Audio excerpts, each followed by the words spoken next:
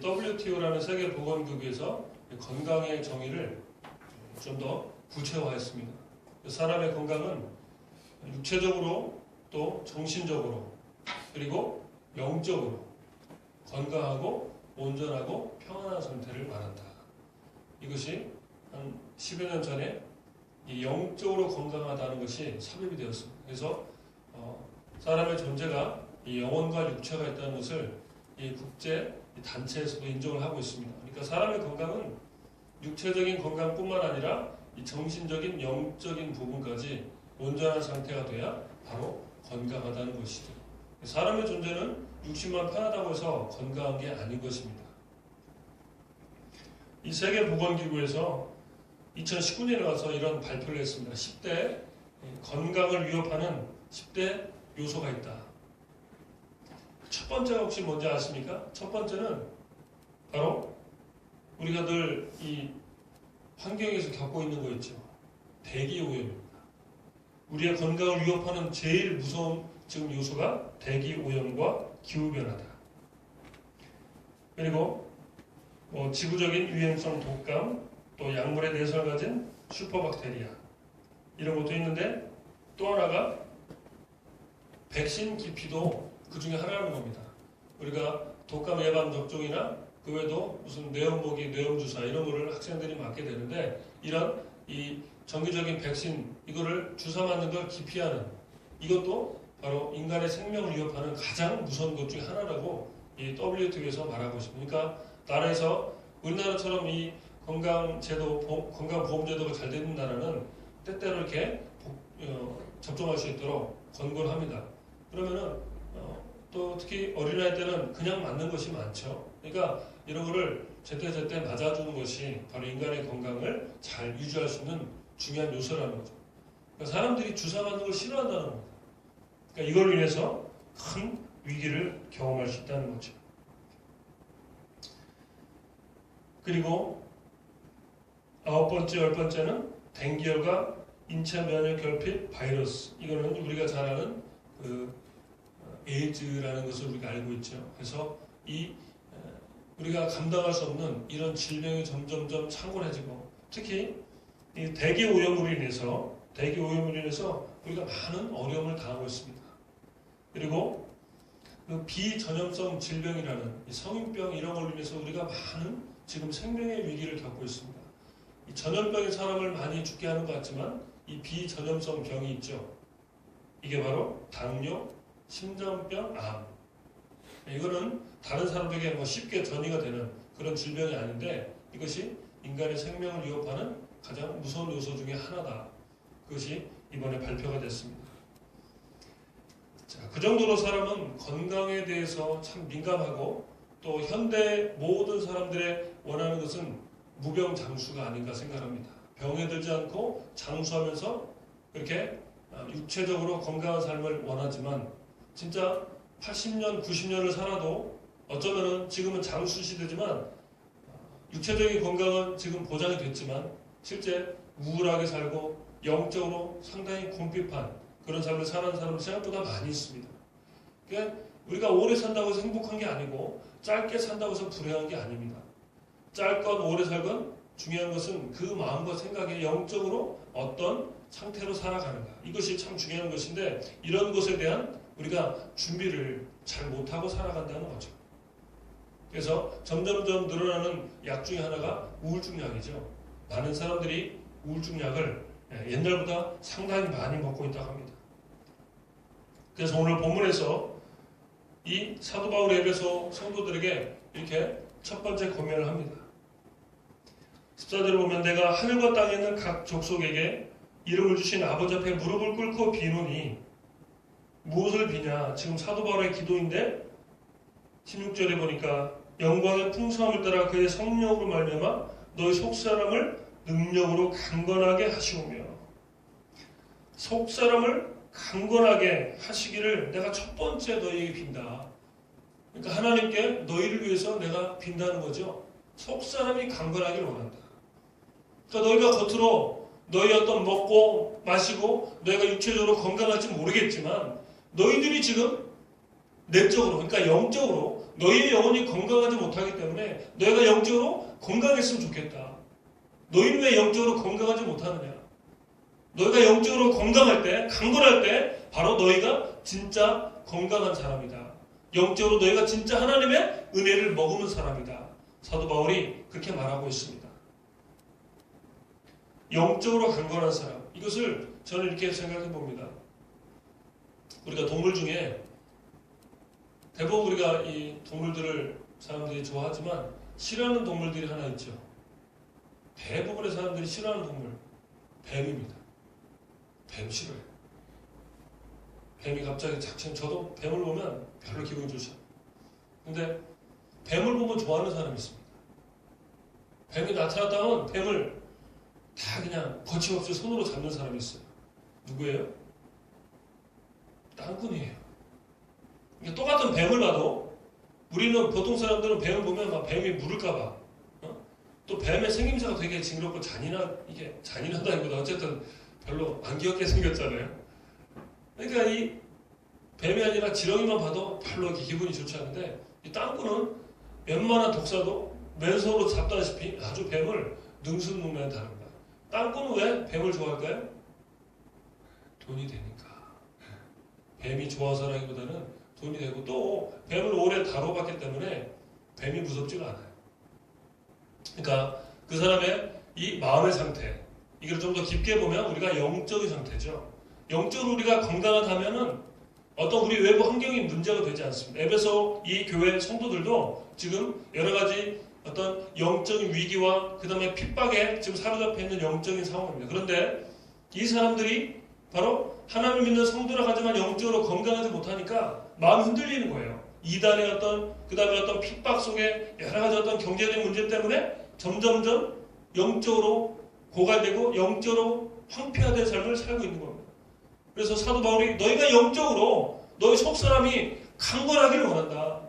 너희가 먹고 마시고 입는 걸로 인해서 너희가 건강한 것이 아니라 진짜 너희의 영적인 건강, 바로 너희가 속사람이 강건해야 된다. 그렇게 말하고 있는 것입니다.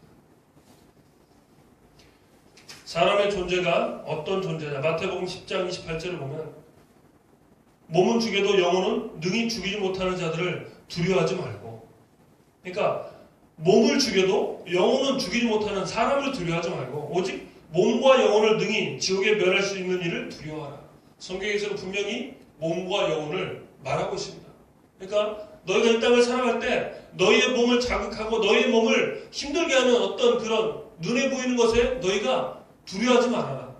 너희가 진짜 두려워야 될 것은 바로 우리의 몸과 영혼을 능히 지옥에 멸할 수 있는 누구예요? 하나님이시죠.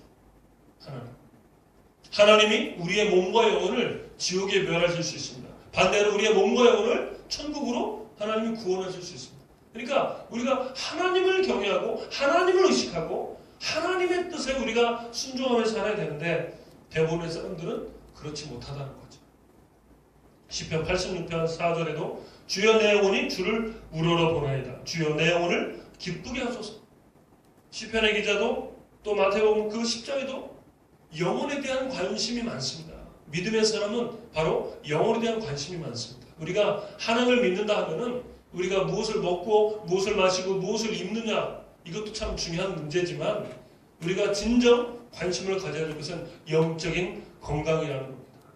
그래서 저와 성도님들이 늘 하나님과 가까이 하나님을 경외함으로 하나님을 의식함으로 바로 내적인 우리가 영적으로 육적으로 늘 강건하신 복된 삶이 되시길 주 여러분 축복합니다. 이것이 진짜 속사람이 강건한 사람이라는 거죠. 자, 그러면 두 번째는 또 어떤 것을 사도 바울이 기도합니까? 17절을 보면 17절 같이 한번 읽어보겠습니다. 자, 시작. 믿음으로 말미암아 그리스도께서 너희 마음에 계시게 하시었고 너희가 사랑 가운데서 뿌리가 박히고 터가 굳어져서. 자, 너희 마음에, 지금 마음을 계속 이야기합니다. 속사람을 강건하게 하고, 두 번째가 너희 마음에 그리스도께서 계시게 하셨고 사랑 가운데 뿌리가 박히고 터가 굳어져야 된다. 바로 그리스도 예수로 말미암아 너희가 믿음으로 살기를 원한다. 믿음으로 너희 마음 가운데 예수 그리스도를 믿음으로 모시고, 그리고 뿌리가 깊이 박히고 터가 굳어져서. 뿌리는 뭐예요?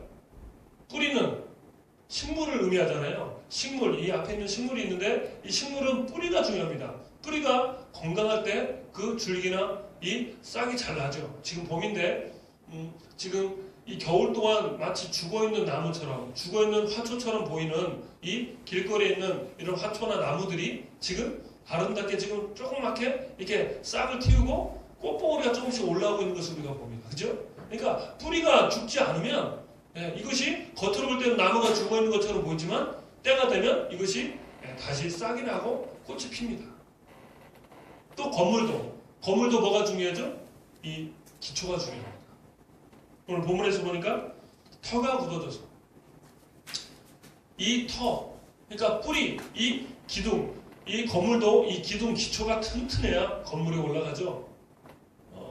그 옛날 이야기지만 뭐 63빌딩, 여의도의 가장 튼튼한 그 돌 위에 63빌딩을 세웠다고 하죠. 그때 여의도 이 백사장이 워낙 이 진흙탕이고 모래가 많아서 높은 건물을 세울 수가 없는데, 가장 그 당시 높은 건물을 세우려고 여러 가지 알아본 끝에 가장 거기가 땅이 싸면서도 서울의 중심부니까, 근데 마침 거기에 큰 땅속에 바위가 있는 것을 보고 그 위에 63빌딩을 세웠다고 하죠.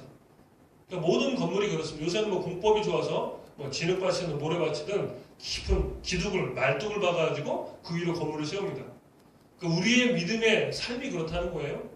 우리 믿음의 뿌리, 우리 믿음의 터, 우리의 마음이 바로 예수님이 우리의 반석이 되시고 예수 그리스도로 말미암아 우리가 믿음의 삶을 잘 설계해 나가면 우리가 10층, 20층, 30층, 100층, 200층 마치 건물이 쫙 올라가듯이 우리의 믿음의 삶이 그렇게 예수님이 우리 믿음의 반석으로 우리가 삼으면 쭉 인생이 올라가게 된다는 겁니다.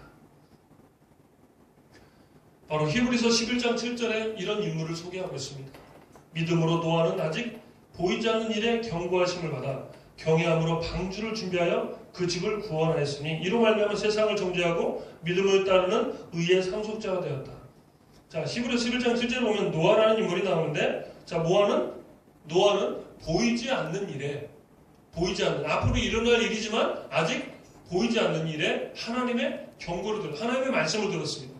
그런데 하나님의 말씀을 그대로 삶의 믿음의 반석으로, 삶의 믿음의 뿌리로, 터로 삼은 거예요. 그래서 이 노아는 무엇을 먹든지 무엇을 하든지 하나님이 나에게 원한 그 뜻, 방주를 세우라는 거죠. 방주는 배가 아닙니다.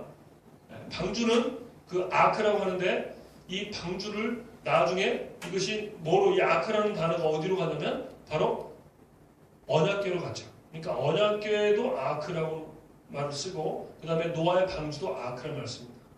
그러니까 이 방주는 하나님이 특별하게 인류를 구원하기 위해서 제작한 하나님의 특별한 선물이죠. 자, 노아의 방주에 온갖 동물과 노아와 그 8식구가 다 들어가서 나중에 구원을 받게 되는데, 결국 이 노아의 한 사람의 그 믿음의 순종을 통해서, 그러니까 노아는 평생 몇 년 동안 방주를 지었어요? 120년 동안 지었습니다. 120년. 평생을 노아가 방주를 짓고 살았는데, 노아의 마음속에 항상 그 마음의 터와 마음의 뿌리가 어디 있었는가? 하나님의 말씀이었어요. 여러분, 120년이 짧은 시간입니까? 120년, 12년도 짧지 않은 시간인데 120년 상당히 긴 시간입니다. 노아는 평생 하나님의 말씀에 삶의 어떤 터와 삶의 뿌리가 되어서 하나님의 말씀으로 인생을 이렇게 설계해 나갔습니다. 그래서 큰 방주를 지어가지고 거기에 뭐 코끼리, 뭐 영화에도 많이 나오죠. 온갖 이 세상의 동물들이 다 거기에 들어가서, 그리고 최종적으로 노아의 8식구가 들어가서 구원을 받게 됩니다. 믿음은 그래서 뭐냐? 우리 마음속에 예수님을 믿으라는데 믿음이 뭐냐? 하면 내가 오늘 무엇을 믿기로 결정하느냐. 참 이게 중요합니다. 여러분 한번 따라해보세요. 자, 믿음은 내가 무엇을 믿고 따르는 거 아니다. 따르는 거다. 이게 믿음이에요. 믿음은 내가 오늘 이것을 믿고 따르겠다. 그러니까 내가 예수를 믿고 따르겠다면은 예수님의 말씀대로 내가 순종하며 때로는 실수도 하지만 계속 따라가려고 애를 쓰는 겁니다. 그죠? 또 믿음을 다른 관점에서 나는 세상에 재미가 내 믿음이다. 그렇게 생각하는 사람이 없지만 재미로 사는 사람이 얼마나 많아요. 그러면 내가 재미를 따라 사는 거예요. 그래서 좋은 데도 가보고 맛있는 것도 먹어보고 내가 좋은 사람도 만나보고 술도 마셔보고 하면서 세상적인 이런저런 이게 재밌을까? 별로 재미없는데? 저거 재밌을까? 저거 재미없는데? 그러면 여기를 가볼까? 아, 이것도 재미없고. 그럼 뭐가 재밌지? 하면서 이것저것 계속 내가 재밌을 만한 것을 쫓아다니는 거예요. 그래서 내 인생의 믿음은 바로 재미라는 거죠. 나를 재밌고 나를 즐겁게 할 만한 것을 계속 여기도 가봤다 저기도 가봤다 이 사람도 만났다 저 사람도 만났다 해보는 것입니다. 바로 그게 그 사람의 믿음이라는 거죠. 하나님과 재물을 겸하여 섬길 수 없다. 분명히 성경에서 말하고 있는데 우리는 둘 중에 하나입니다. 하나님을 믿기로 결정하고 말씀을 따라 살아가는 삶을 살든지 아니면 내가 원하는 내가 좋은 대로 삶을 따라가 살든지. 노아는 120년 동안 그 방주를 위해서 살았습니다.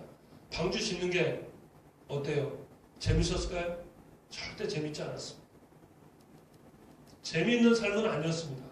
그러나 노아의 마음에는 하나님을 향한 그 믿음의 터가 분명하기 때문에 이것이 헛된 일이 아닌 것을 알았죠. 첫째, 자신의 인생이 바로 하나님 뜻대로 쓰임받는 것을 확신했고, 두 번째는 이 방주를 통해서 바로 하나님이 이 나라를, 이 세계를 구원할 것을 마음속에 믿었다는 겁니다. 참 이 믿음이 중요합니다. 결국 그래서 노아는 950세 세상을 떠나고 바로 이 세상의 구원의 바로 조상이 됩니다. 그렇죠? 믿음의 조상이 되고 바로 이 세상을 구원한 예수님은 아니지만 바로 예수님과 같은 어떤 그런 구원의 아이콘. 그래서 지금 많은 드라마나 영화에서도 이런 영화가 나오고 있습니다. 이 노아의 방주는 영국의 박물관에 가보면 니누에 성터에서, 니누에라는 그 데는 지금 이라크 지역인데 거기서 발견된 그 BC 7세기에 바로 서판이 있습니다. 길가메시 이 서사지라는 그 흙으로 된 그 서판에 기록된 글이 있는데 거기에 홍수가 나오고 있어요. 홍수. 그래서 노아의 홍수가 이 당시에 이 전 세계적으로 화석으로도 증명이 되고 이 노아의 홍수는 옛날 무슨 이솝우화나 그런 옛날 이야기가 아니고 실제 있었던 그런 이야기로 지금도 고고학적으로 발굴이 되어 있는 것입니다. 자, 우리가 믿음으로 산다는 것은 그래서 바로 우리가 이 땅의 것에만 있는 것이 아니에요. 골로새 3장 2절을 보면 땅의 것을 생각하지 말고 위의 것을 생각하라. 땅의 것을 생각하면 하나님의 말씀대로 어떻게 120년 동안 방주를 짓습니까? 바다에 짓는 것도 아니고 땅 위에다가 배를 짓는데 이 배 같은 이 방주가 바다에 갈 수도 없는 그런 위치에다가 방주를 지은 거죠. 절대 땅의 것을 생각하면 하나님 말씀대로 살 수가 없습니다. 로마서 8장 6절에 보면 육신의 생각과 영의 생각을 말합니다. 육신의 생각은 뭐라고요? 사망이요. 영의 생각은 생명과 평안이다. 육신의 생각은 사망이 일 수밖에 없다는 거예요. 땅의 것을 생각하기 때문에 바로 믿음의 어떤 터와 믿음의 뿌리를 내릴 수가 없어요. 그런데 영의 생각은 하나님 말씀으로 또 하나님의 십자가의 구원을 믿고 따라가는 삶이기 때문에 생명과 평안을 우리에게 준다라고 말씀하고 있습니다. 그래서 우리가 예수님을 따라가는 거죠. 여러분, 누렁이와 명견의 차이 아십니까? 누렁이와 명견. 우리가 여러분 아마 봤으면 알 겁니다. 평범한 누렁이, 똥개라고 하는데 이런 평범한 개들하고 명견 있죠. 일명 족보가 있는 개. 진돗개나 세파트나 이 족보가 있는 똑똑한 개들은 차이가 있어요. 제가 군에 있을 때 제가 해군에서 이제 배를 타고 이렇게 군생활을 했는데 해군에 어느 날 그 세파트 있죠. 세파트, 독일산 그 큰 개를 태워가지고 이렇게 섬으로 들어가는 그런 상황이 한 번 있었습니다. 세파트를 큰 철조망에 개를 집어넣고 그다음에 이 개를 지키는 중사였던 것 같은데 이 중사가 이제 걔를 데리고 가는데 걔가 다 이렇게 이 세파트가요 배를 타고 가는데도 흐트러짐 없이 다 이렇게 정자세라고 딱 앉아 있습니다. 배가 그게 큰지 않은 배인데 배가 조금씩 흔들리면서 가는데 걔가 흔들리지 않고 쫙 점잖게 앉아 있더라고요.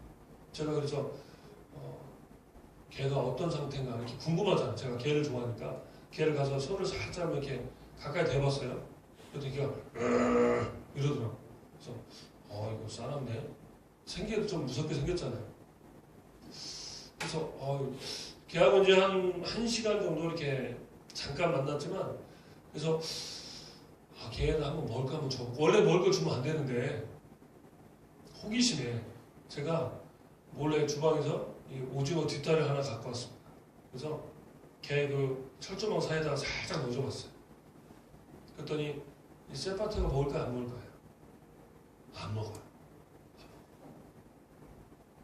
이 오징어는 냄새도 많이 나고 걔가 참 좋아할 만한 그런 음식인데 안 먹어요. 나중에 얘기를 들어보니까 이 걔는 훈련을 고도로 받았기 때문에 걔는 3일을 굶어도 절대 그러니까 자기를 훈련시킨 그 교관 외에는 절대 물도 안 마시다.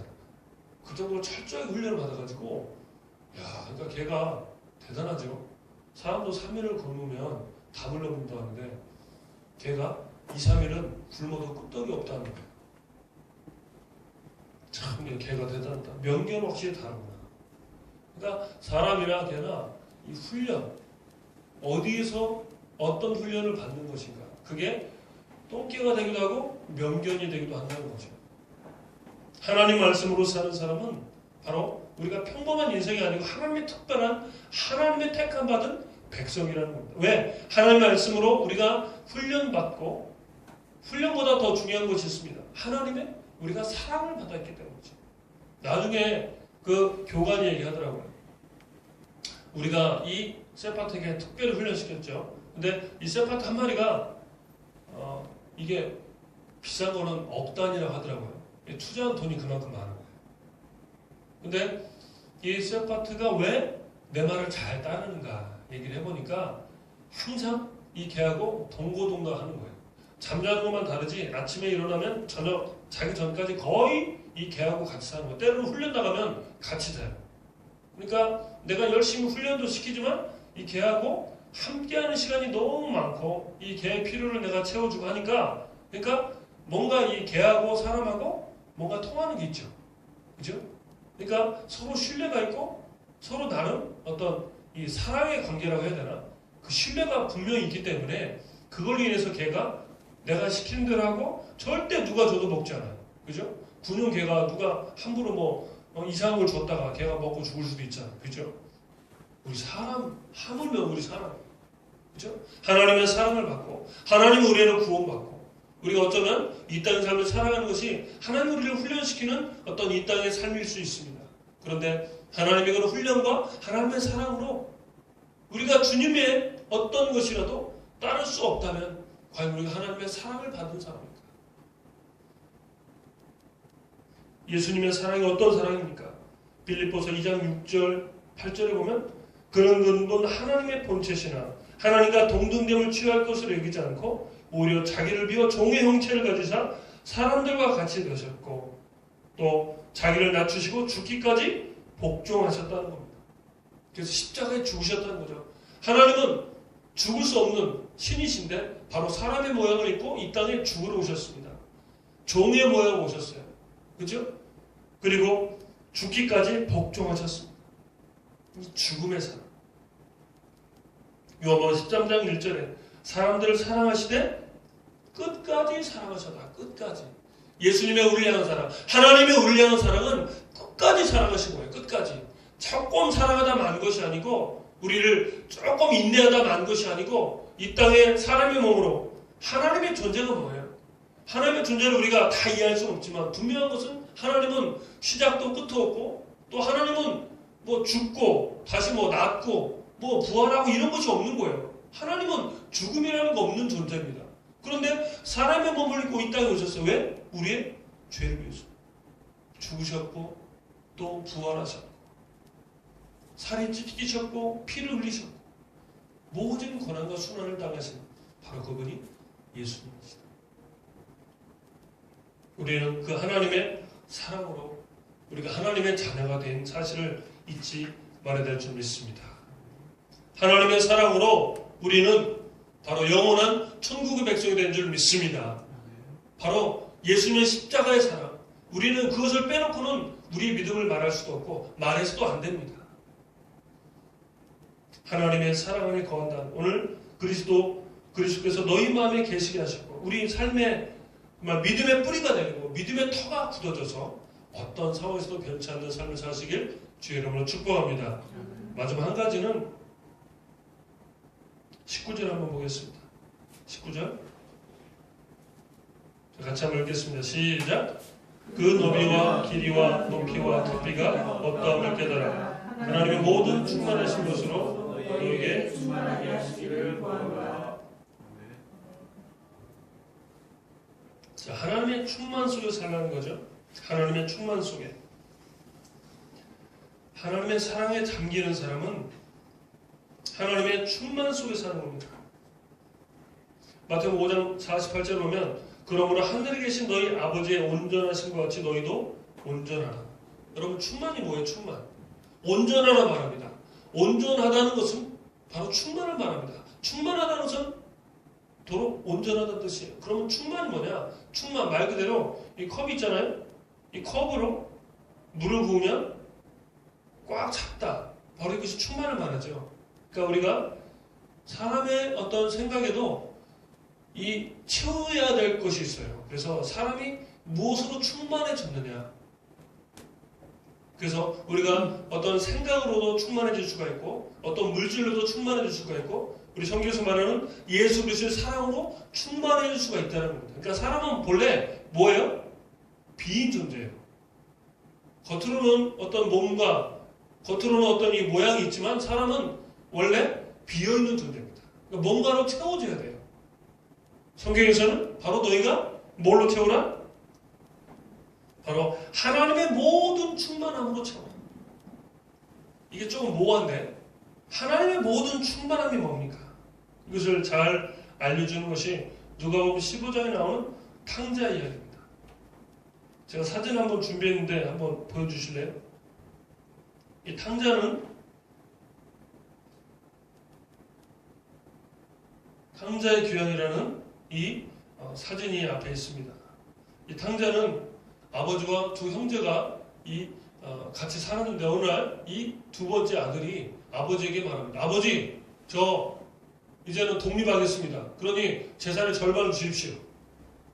원래 유대인의 옛날에 어떤 관습상 아버지가 돌아가실 때 유산을 남겨주는 것이지 혹은 아들이 이제 장가를 갔을 때 출가할 때 일부 재산을 주긴 하지만 재산의 절반을 달라는 것은 보통 아버지가 돌아가실 때 유언으로 남기는 상황이 그렇습니다. 그러니까 이 둘째 아들은 아주 부유막심한 자식입니다.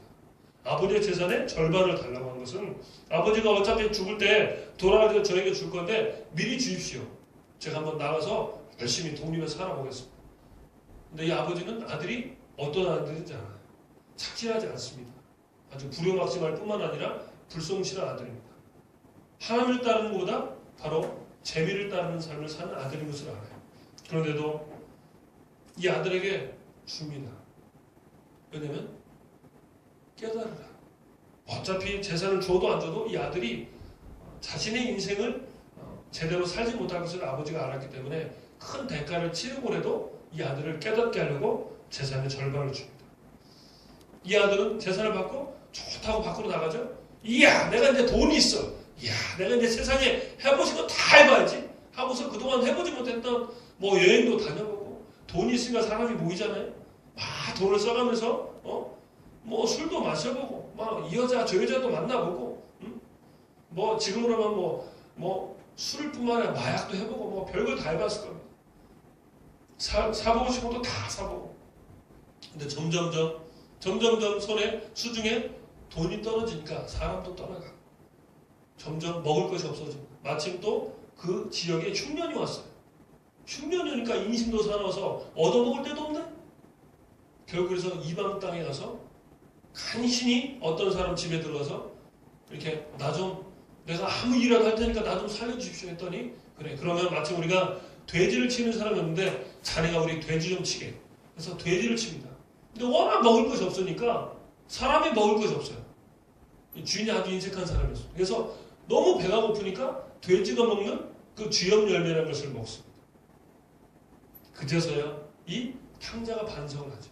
아, 내가 아버지께라 가면 내가 정말 차라리 종으로 살려도 이렇게 배를 골지 않을 텐데 우리 사랑이 많은 아버지 하면서 이 아버지께로 오죠.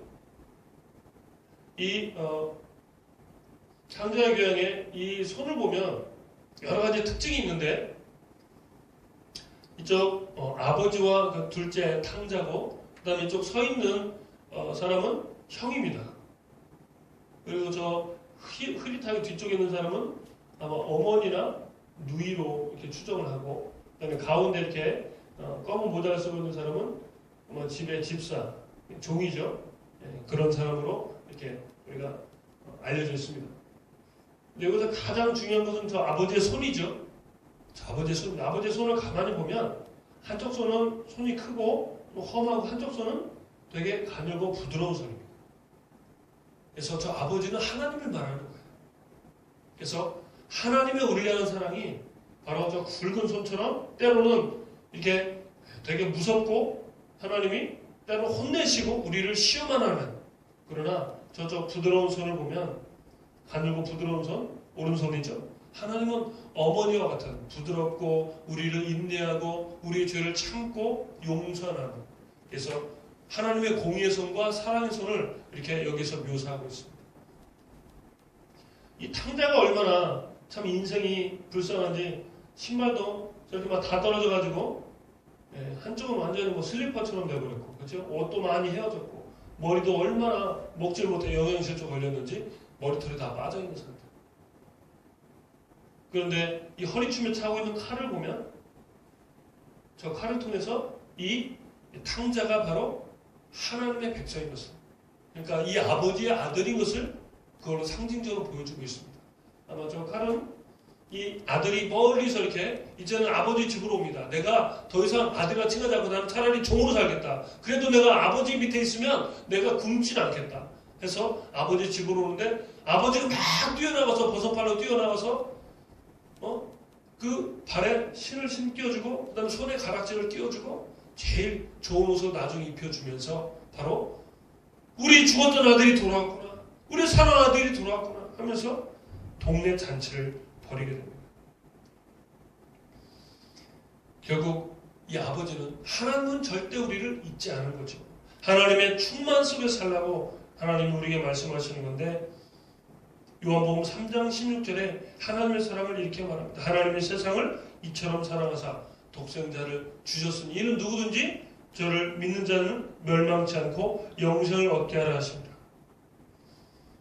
바로 우리는 사랑의 허깅, 하나님과의 사랑의 허깅을 잘해야 돼요. 허깅이 얼마나 대단한지 아세요?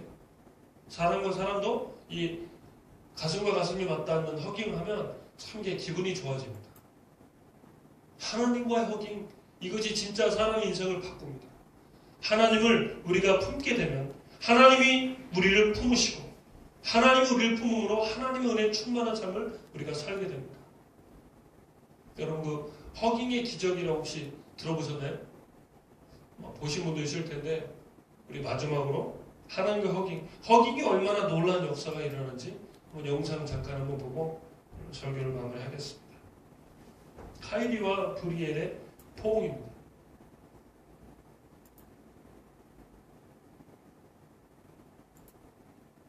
미수가 쌍둥이 언니가 동생을 포옹하자 일어난 기적.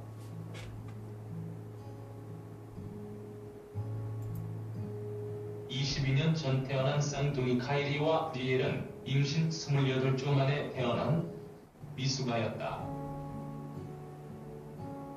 각각 인큐베이터 안에서 치료를 받은 결과 카이리는 점차 건강하게 자라났지만 브리엘은 숨조차 고르게 쉬지 못했다.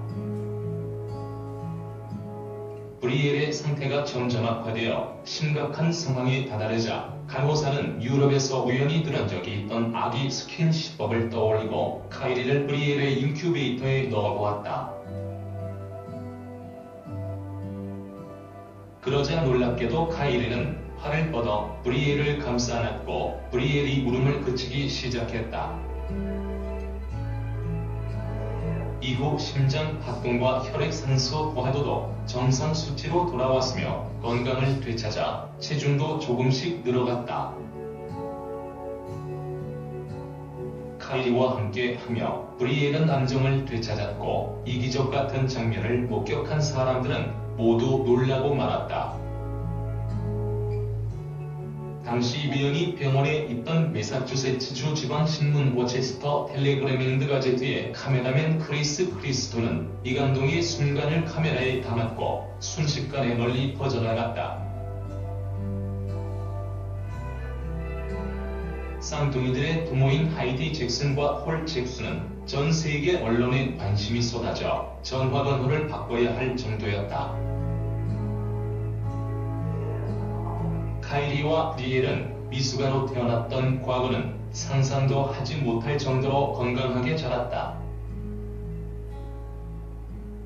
어느덧 카이리와 리엘은 22세의 성인이 되었다. 예, 여기까지 보겠습니다. 아버지 폴 잭슨은 예, 여기까지요.